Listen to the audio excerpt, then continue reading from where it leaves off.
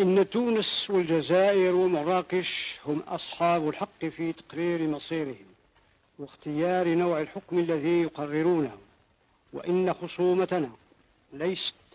إلا ضد المستعمر الذي يعمل منذ وجوده في بلادنا على انتزاع كل مقوماتنا الاقتصادية والسياسية والروحية، وليس ثمة أية عداوة بيننا وبين الأوروباويين، وإن الدعاية المعارضة هي التي جعلت في اعتقاد الأوروبيين أن المغاربة ضدهم، وقد كانوا في بلادنا من قبل الاحتلال الفرنسي والأسباني، وهم يتمتعون بنفس الحقوق التي يتمتع بها المواطن المغربي. ومن الطبيعي أن المغاربة إذا حصلوا على استقلالهم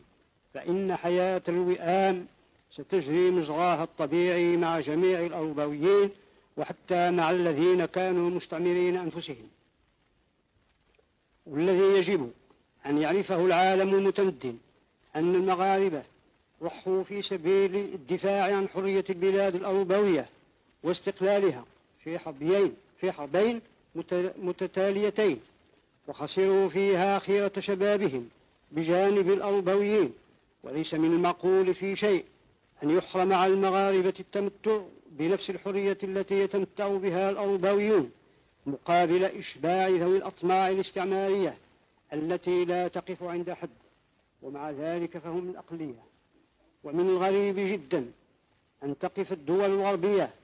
المحبة للحرية والسلم موقف المتفرج من هذه المعركة التي ستؤدي حتما إلى كارثة أخرى ليس لها مثيل